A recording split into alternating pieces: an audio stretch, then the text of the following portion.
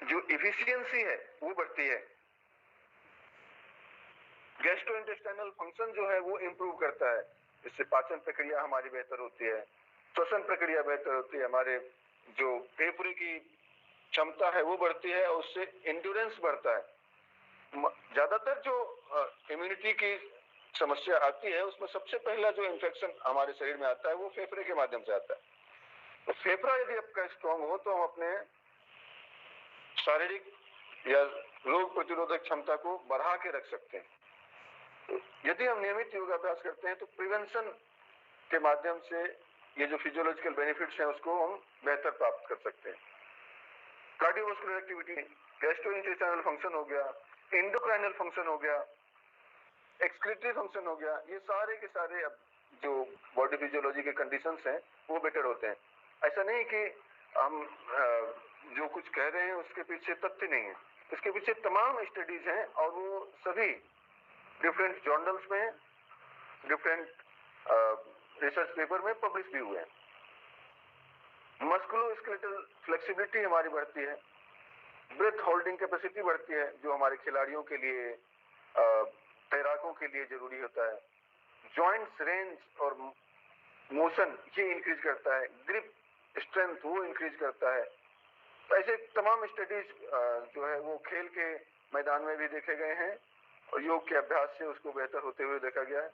आई hand coordination ये बेहतर बनता है। उसके अलावा रिएक्शन टाइम इंप्रूव करता है। आप जब भी एक अच्छे स्वस्थ व्यक्ति की कल्पना करते हैं तो ये मान के चलते हैं कि वो जल्दी से जल्दी रिएक्ट करेगा। जितना स्लो है उतना वो डल है, और डल है मतलब रोगी है। तो ऐसे कई सारे पैरामीटर्स हैं जिसको हम लोग जनरली मेंशन नहीं करते, लेकिन ये सारे पैरामीटर्स पे योग के अभ्यास का अध्ययन किया गया है और वो सब के सब बेहतर पाए गए। उसके अलावा एनर्जी लेवल बढ़ता है, वेट नॉर्मलाइज होता है, यदि कम है तो ज्यादा होगा, ज्यादा है तो कम होगा। स्लीप इंप्रूव करती है, बहुत ज्यादा आप सोते हैं तो भी सामान्य होगा, कम सोते हैं तो भी सामान्य होगा। तो जैसे कि स्लीप ऐसा नहीं है कि वो वेस्टेज ऑफ टाइम है, स्लीप हमारी बॉडी फिजियोलॉजी के लिए बहुत जरूरी है। और अक्सर क्या होता है कि हम ज्यादा जब स्वप्न देखते हैं, ज्यादा सोते हैं तो ज्यादा स्वप्न देखते हैं, और जब उठते हैं तो लेथार्जीनेस बना रहता है, थकान बनी रहती है। तो ऐसे में जो योगा अभ्यास है, योग का खास करके योग निद्रा का अभ्यास है, मेडिटेशन का अभ्यास है, वो आपके बॉडी कंडीशंस को, बॉडी फिजियोलॉजी को टुवर्ड्स नॉर्मल लेकर के आता है। और वो रिलैक्सेशन बेसिकली आपके जो फिजियोलॉजिकल कंडीशंस हैं उसको बेहतर करता है। अब यदि हम बात करें इस बॉडी फिजियोलॉजी के अलावा कुछ और, तो इसमें ओवरऑल जो है वो साइकोलॉजिकल कंडीशंस भी ठीक होते हैं। यदि हम रेगुलर योगा अभ्यास करते हैं तो इससे एक मेंटल क्लैरिटी बनती है, कामनेस की स्थिति आती है, और ये हमारे बॉडी अवेयरनेस को इंक्रीज करता है। यदि इसके पॉइंट्स हम देखना चाहें, मेंशन करना चाहें, तो इसमें सबसे पहले होता है कि सोमैटिक और काइनेस्थेटिक अवेयरनेस इंक्रीज करती है। मूड डिसऑर्डर जो होता है, मूड इंप्रूव करता है। अक्सर हम देखते हैं कि लोग अभी ठीक ठाक बात कर रहे थे, थोड़ी देर में कह रहे हैं मूड ऑफ हो गया, मेरे से बात मत करो। तो योगाभ्यास यदि आप नियमित करते हैं तो इसके माध्यम से हम देखते हैं कि ये चीजें बेहतर हो जाती है, क्योंकि हम परिस्थितियों से बेहतर तालमेल बिठाना सीख जाते हैं। दूसरी चीज होती है वो सेल्फ एक्सेप्टेंस और सेल्फ एक्चुअलाइजेशन इंक्रीज करता है। ये जितने भी पॉइंट्स मैं गिना रहा हूं उनके सबके ऊपर स्टडीज हो रखी हैं और सबके रेफरेंसेस उपलब्ध हैं। सोशल एडजस्टमेंट इंक्रीज करता है, एंजाइटी और डिप्रेशन डिक्रीज करता है, हॉस्टिलिटी डिक्रीज करती है, कंसंट्रेशन और मेमोरी इंप्रूव करता है। ये सारे जितने भी हमारे योग के शोध हैं, जो शोधार्थी हैं, ये सब इन विषयों पर शोध कर चुके हैं। तमाम यूनिवर्सिटीज में जो छोटे मोटे डिसर्टेशन होते हैं उसमें भी पैरामीटर्स यूज हो चुके हैं। तो नए लोगों के लिए ये थोड़ी उत्साहजनक बात होगी, लेकिन जो योग से जुड़े लोग हैं उनके लिए बहुत ही सामान्य बात है, और इसे हम बड़े ही दावे के साथ कह सकते हैं कि ये सारी चीजें होती हैं। इसके अलावा साइकोलॉजिकल बेनिफिट्स में हम यदि देखें तो इसमें हमारा लर्निंग एफिशिएंसी इंप्रूव करता है, मूड इंप्रूव करता है, वेलबींग इंक्रीज करती है, सेल्फ एक्सेप्टेंस इंक्रीज करता है, अटेंशन इंप्रूव होता है।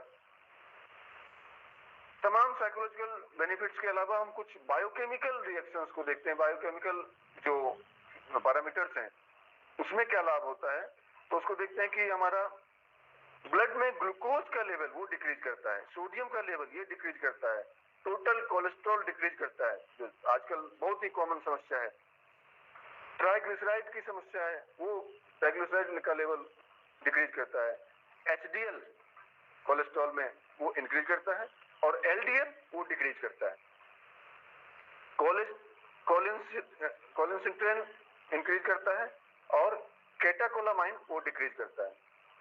एटीपेज इंक्रीज करता है, हेमेटोक्राइटिक इंक्रीज करता है, हीमोग्लोबिन इंक्रीज करता है, लिम्फोसाइट्स काउंट्स इंक्रीज करता है। और ये जो चीजें हैं, ये जो मैं बता रहा हूँ, हीमोग्लोबिन, लिम्फोसाइट, ये सारे के सारे हमारे इम्यूनिटी से रिलेटेड हैं। टोटल व्हाइट ब्लड से ये काउंट ये इंक्रीज करता है, थायरोक्सिन बढ़ती है, विटामिन सी इंक्रीज करता है। ये योगाभ्यास के जो साइड इफेक्ट है ऐसा मान के चलिए। जो डायरेक्ट इफेक्ट है वो तो ये कि हमें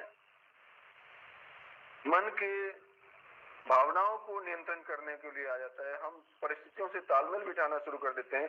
लेकिन उसका जो साइड इफेक्ट है वो हमारी बॉडी फिजियोलॉजी के ऊपर होता है और वो टोटल सीरम प्रोटीन वो इंक्रीज करता है। ये तमाम स्टडीज हमें इसके रेफरेंसेस के साथ में उपलब्ध हैं। तो यदि हम ओवरऑल देखें तो इन सब का हमारे डिफरेंट बॉडी सिस्टम से, डिफरेंट हमारे जो ऑर्गन्स हैं, टिश्यूज हैं, इवन सेल तक योग का प्रभाव जाता है। इसलिए ओवरऑल हम ये कह सकते हैं कि हमारी इम्यूनिटी जो है वो इंक्रीज करती है। तो सबसे पहले हम बात करेंगे इम्यूनिटी क्या है। Immunity is the capability to of multicellular organism to resist harmful microorganism from entering into it।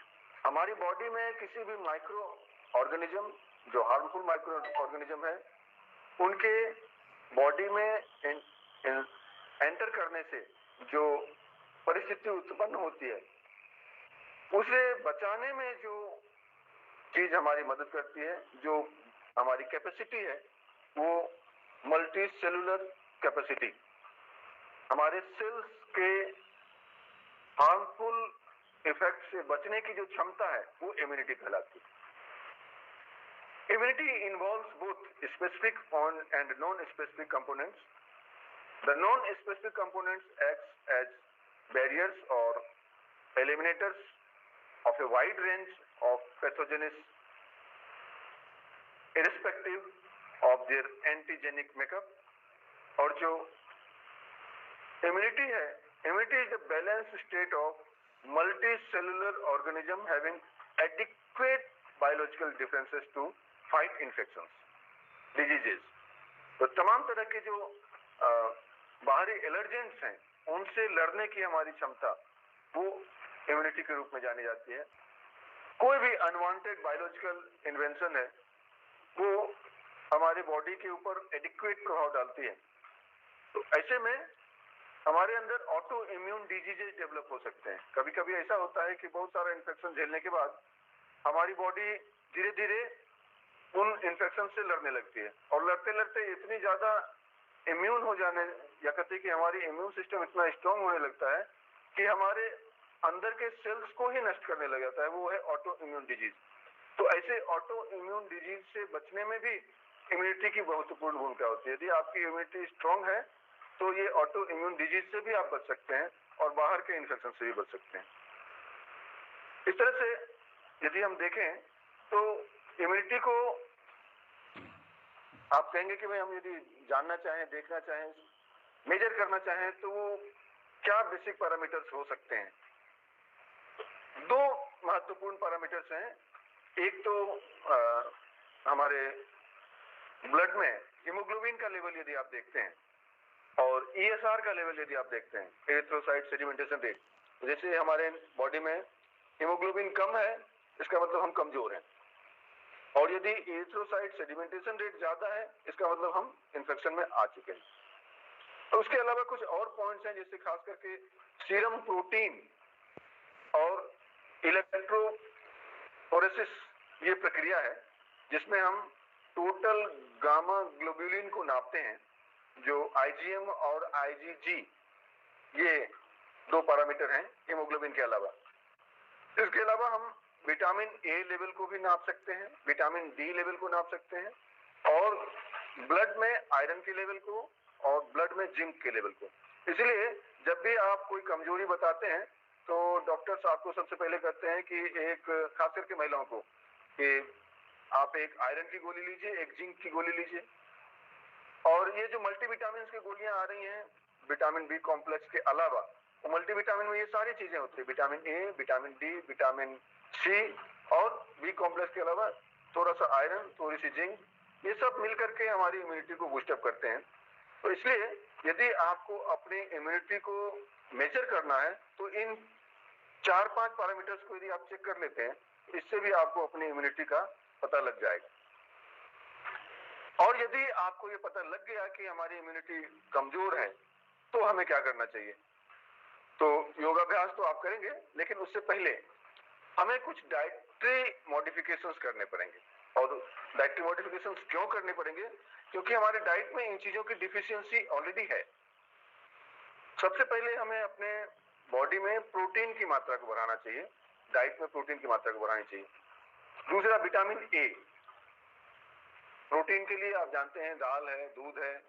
Vitamin A के लिए पालक है, और भी इस तरह के जो थोड़े बगैर रस वाले चीजें हैं, बगैर स्वाद वाली चीजें हैं, कसेली चीजें हैं, तो वो विटामिन ए के अंतर्गत आप उसके अंतर्गत विटामिन ए प्राप्त कर सकते हैं। विटामिन डी है, बहुत ही सामान्य है, आप थोड़ा सा उगते हुए सूर्य के समय के साथ में अपना समय बिताएं तो विटामिन डी की कमी वहां से पूरी हो जाती है।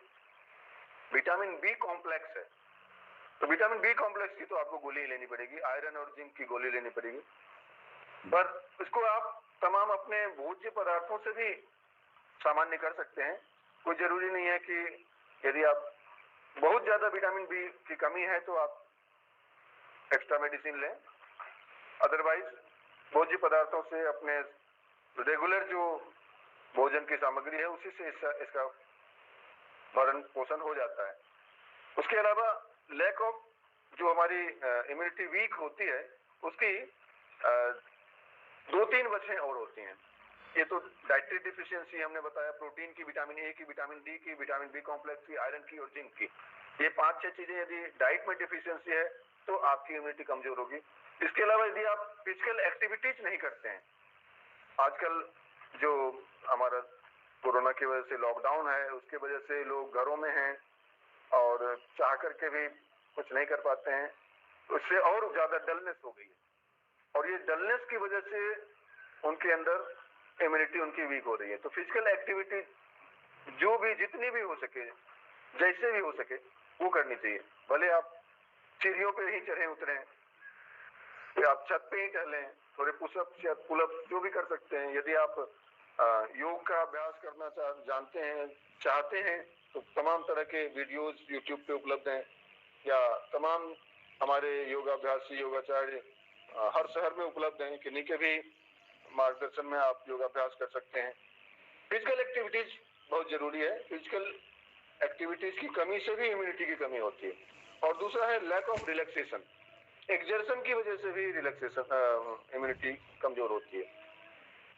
और तीसरी चीज है stress, dietary deficiency, lack of physical activities, lack of relaxation और स्ट्रेस। ये 4 वजह हैं मुख्य रूप से जो हमारे इम्यूनिटी को वीक करती हैं।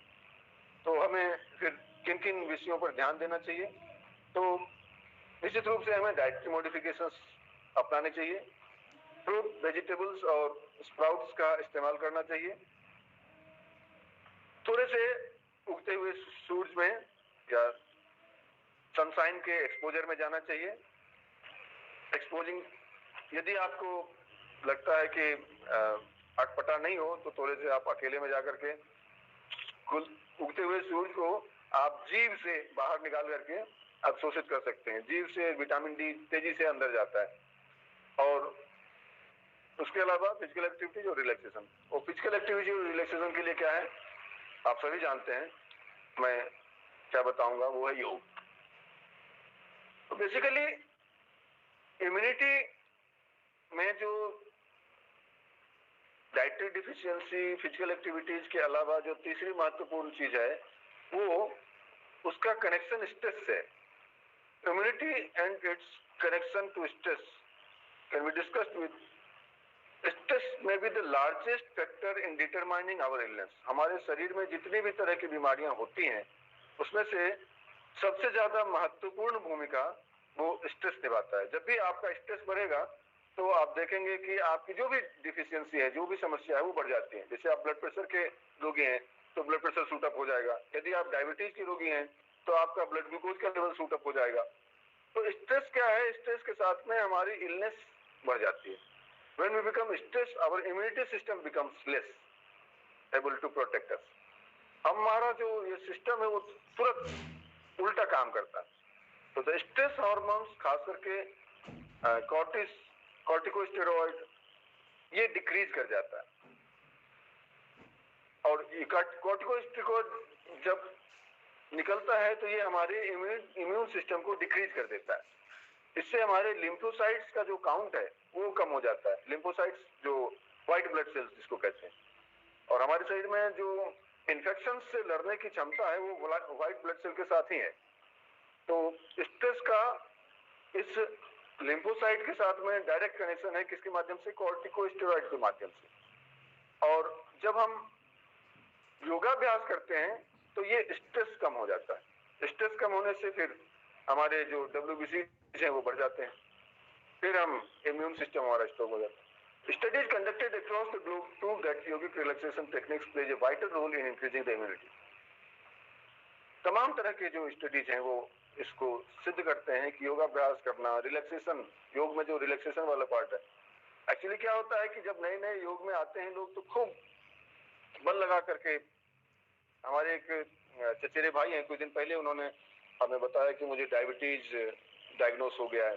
मैंने कहा कोई बात नहीं, चिंता की कोई बात नहीं। नहीं, मैं योग करता हूँ और फिर भी कुछ कम नहीं हो रहा है। योग क्या करते हैं, उन्होंने तमाम आसन बताए, ये भी करता हूँ वो भी करता हूँ, और पूरा मंडूक आसन में बिल्कुल 5 मिनट तक दबा करके बिल्कुल पसीना निकल आता है। मैंने कहा यही तो नहीं करना है, योग करना है, एक्सरसाइज नहीं करनी। योग का मतलब होता है, जैसे महर्षि पतंजलि ने भी कहा है, स्थिरम सुखम आसनम। तो स्थिरता और सुख की अवस्था में आना है। योगाभ्यास करिए, आसन करिए, एक्सरसाइज मत करिए। उसमें तो आपने यदि एक्सरसाइज किया तो स्ट्रेस में आ गए, तो स्ट्रेस में आ गए तो आपकी जो ब्लड शुगर का लेवल है वो कहां से कम होगा। तो स्ट्रेस में be defined as a psychophysiological process usually experienced as a negative emotional state. तो ये हमारे इमोशंस का नेगेटिव स्टेट है जो हमें तनाव की तरफ ले जाता है, और वो तनाव हमारे सारे बॉडी फिजियोलॉजी को इम्बैलेंस्ड करके रखता है। It is a common condition response to physical threat, psychological distress that generates a host of chemical and hormonal reactions in the body. इससे हमारे बॉडी में जो नेगेटिव हार्मोन्स हैं वो एक्टिव हो जाते हैं, और इससे जो हमारा ऑटोनॉमिक नर्वस सिस्टम है वो डिस्टर्ब हो जाता है। इससे हमारा कार्डियोवास्कुलर सिस्टम है वो डिस्टर्ब हो जाता है। अब ये दो सिस्टम डिस्टर्ब हो गए तो फिर बॉडी फिजियोलॉजी में बचा ही क्या। तो तमाम बॉडी फिजियोलॉजी के कंडीशंस का नेगेटिव होना सामान्य सी बात है। आप ये मान के चलिए कि कुछ ऐसे स्ट्रेस हार्मोन्स हैं, खास करके यदि हम एड्रिनल कॉर्टेक्स से निकलने वाले एड्रेनलिन और नॉरएड्रेनालिन की बात करें, डोपामिन की बात करें, तो ये कुछ ऐसे हार्मोन्स हैं जो सेकेंड्स के अंदर हमारे बॉडी फिजियोलॉजी में चेंजेस ला देते हैं। इतने बड़े लेवल पे केमिकल चेंज होता है जो ब्लड के माध्यम से हमारी पूरी बॉडी फिजियोलॉजी को नेगेटिव रूप से प्रभावित करती है। जैसे आप एक गुस्से वाले व्यक्ति को देख लीजिए, गुस्से में जो व्यक्ति है उसके साथ में जो कंडीशन है उसको देखिए, उसका तुरंत चेहरा लाल हो जाता है, सांसें तेज चलने लगती है, ब्लड प्रेशर हाई हो जाता है, आंखें उबलने लगती हैं, मसल्स टाइट हो जाता है, स्टिफ हो जाता है। ये सारी कंडीशंस क्या करते हैं, ये थोड़ी देर की प्रक्रिया आपको इतना ज्यादा उबाल ला देती है। और दूसरी, यदि आप स्ट्रेस में कंटिन्यूअस हैं तो व्यक्ति कितना ज्यादा उसके अंदर के केमिकल चेंजेस उसको कितना ज्यादा हार्म पहुंचाएंगे। तो स्ट्रेसफुल कंडीशंस हमारे पूरी बॉडी फिजियोलॉजी को स्टिफ करके रखती है, और केमिकल जो चेंजेस हैं वो इतने खतरनाक होते हैं कि कोई भी सिस्टम नॉर्मल नहीं वर्क करता, उसकी सारी फंक्शनिंग डिस्टर्ब हो जाती है। इसलिए स्टडी है, जितने भी खास करके एक स्टडी 1964 में पब्लिश हुई है, G.F. सॉल्मोन ने कहा है कि उन्होंने कहा है कि stress is associated with the increase talent viral reactions. इसमें जितने भी रेस्पिरेटरी इन्फेक्शंस हैं, रेस्पिरेटरी ट्रैक्ट के इन्फेक्शंस हैं, उसमें स्ट्रेस की भूमिका ज्यादा होती है। आप देखिए कि अस्थमा के जो रोगी हैं उनको थोड़ा तनाव दे दीजिए, उनकी सांस बिल्कुल और छोटी हो जाती है और बहुत ज्यादा बेचैन हो जाते हैं। आपने फिल्मों में देखा होगा कि वो तुरंत उन्हें इनहेलर लेने की आवश्यकता पड़ती है। आपने जैसे उनको कोई गलत सूचना दी, कोई रिएक्शन वाला कंडीशन आ गया, तो उसे वो आसानी से पचा नहीं पाते। इसलिए स्ट्रेसफुल कंडीशंस में योग का महत्वपूर्ण रोल है। और इसमें योग में भी खास करके यदि हम रिलैक्सेशन के पार्ट को लें, तो जिसमें एक स्टडी 2006 में पब्लिश हुई है जो ये बताती है कि हमारे अंदर के जो हमने ग्लोब्यूलिन की बात की थी, गाबा की बात की थी, ये इम्यूनोग्लोब्यूलिन ये इंक्रीज कर जाता है हम जब योग करते हैं, और जब स्ट्रेस में आते हैं तो ये डिक्रीज कर जाता है। तो in 2006 there was a study by A.M. Abdon, and he said that first evaluated the effect of GABA intake by 13 subjects and their brain waves. इलेक्ट्रोएन्सेफेलोग्राम EEG के माध्यम से उन्होंने इसको देखा, और 3 टेस्ट के बाद उन्होंने ये महसूस किया that after 60 minutes of administration GABA significantly increases alpha waves and decreases beta waves. जब हम जागृत अवस्था में होते हैं तो बीटा वेव चलते रहते हैं ब्रेन के, और जब हम मेडिटेटिव कंडीशंस में जाते हैं तो हमारी अल्फा वेव्स इंक्रीज करती है या अल्फा वेव्स निकलती है। तो जब हम रिलैक्सेशन के कंडीशन में जाते हैं तो इससे हमारा गाबा वो इंप्रूव करता है, और इससे हमारी अल्फा वेव्स बढ़ जाती है और बीटा वेव्स जो है वो स्लो डाउन हो जाता है। कुछ और स्टडीज हैं जो उन्हीं के द्वारा पब्लिश है 2006 में भी, और इसमें उन्होंने ये भी बताया है कि यदि हम योगाभ्यास करते हैं यानी कि रिलैक्सेशन करते हैं तो ये हमारे एंजाइटी लेवल को कम करता है, और ये एंजाइटी हमारे इम्यूनिटी को इंप्रूव करता है। एंजाइटी जैसे कम होती है इम्यूनिटी स्ट्रांग बन जाती है। एक स्टडी 1984 की है और वो है P.H. गैलियंस के द्वारा। उन्होंने कहा है there is a preliminary evidence that relaxation therapy may influences endocrinal function and counterbalance stress-induced endocrinal changes. जब हम रिलैक्सेशन करते हैं तो इससे हमारे स्ट्रेस के कंडीशंस में कमी आती है और इससे हमारे एंडोक्राइनल कंडीशंस जो है वो बेहतर होते हैं। दूसरी स्टडी है WG व्हाइट हाउस के द्वारा 1996 की, और उन्होंने बताया कि stress management is required for a medical students to decrease depression and anxiety and to improve sensitivity towards themselves, peer and parents. जब हम साइकोलॉजिकल कंडीशंस को इंप्रूव करना चाहते हैं तो इसमें भी स्ट्रेस के कंडीशंस को कम करने में योग की महत्वपूर्ण भूमिका होती है। एक दो स्टडी जो हमने 2007 में की थी और 2012 में की थी, उसका जो हमारे इंटरनेशनल जर्नल में पब्लिश हुई है उसका मैं रेफरेंस देना चाहूंगा। खास करके योग निद्रा के माध्यम से वर्ष 2007 में एक स्टडी पब्लिश हुई थी यॉर्क स्ट्रीट लंदन से, योगा मैगजीन के माध्यम से। उसमें उन्होंने बताया, उसमें हमने बताया था कि हमारे ब्लड सेल काउंट, खास करके जो हीमोग्लोबिन है और टोटल ल्यूकोसाइट काउंट है, इसे हम योग निद्रा के माध्यम से इंक्रीज कर सकते हैं। और साथ ही एक स्टडी पब्लिश हुई थी 2012 में Indian journal of traditional knowledge में, इसमें हमने बताया था कि योग निद्रा के माध्यम से हम अपने ESR लेवल को, एरिथ्रोसाइट सेडिमेंटेशन रेट को डिक्रीज कर सकते हैं, जो हमारे इन्फेक्शन को बताता है। तो इन्फेक्शन के कंडीशन को कम करने में हमारे योग की भूमिका होती है, खास करके रिलैक्सेशन की भूमिका महत्वपूर्ण होती है।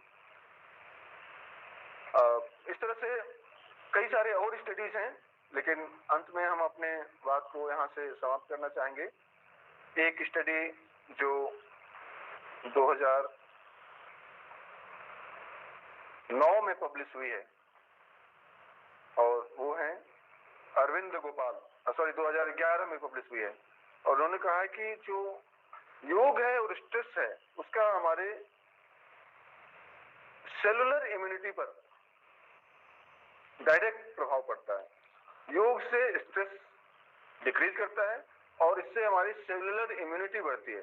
तो हमारी बॉडी फिजियोलॉजी के किसी भी पर्टिकुलर सेल तक यदि हम अपने इम्यूनिटी को बढ़ाना चाहते हैं, तो उसमें योग की भूमिका बहुत ही महत्वपूर्ण होती है। और यदि हम नए लोग जो इस सेशन से जुड़े हैं, और यदि वो हमसे पूछें कि साहब आपने इतना कुछ चर्चा हुई है, समराइज कैसे करेंगे और क्या करने को कहेंगे। जैसे शुरुआत में प्रोफेसर भारद्वाज सर ने कहा था कि षटकर्मों के कुछ अभ्यास करिए, आसन के कुछ अभ्यास करिए। प्रोफेसर GD शर्मा सर ने कहा था कि अपनी दिनचर्या को नियमित करिए, अपने आप को प्रकृति से जोड़िए।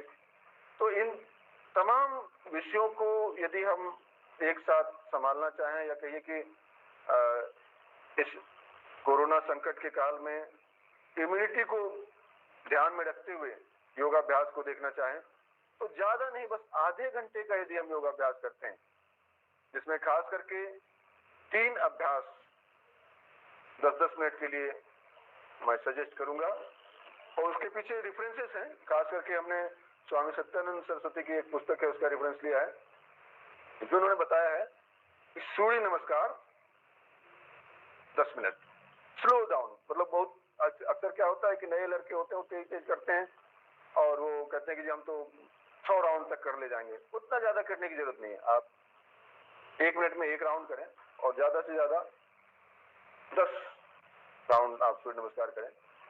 तो 10 मिनट का सूर्य नमस्कार। और चूंकि फिजियोलॉजिकल कंडीशंस को आपने अपने मसल्स को टोन अप कर दिया है, मसल्स में आपकी ऑक्सीजन की रिक्वायरमेंट बढ़ गई है, इसलिए प्राणायाम भी जरूरी है। तो 10 मिनट नाड़ी शोधन प्राणायाम करें। कुछ जो भस्त्रिका जैसे अभ्यास हैं, सूर्यभेदी जैसे अभ्यास हैं, वो हमारे ब्लड प्रेशर को बढ़ा सकते हैं। शीतली सितकारी जैसे अभ्यास हैं, वो उसको घटा सकते हैं।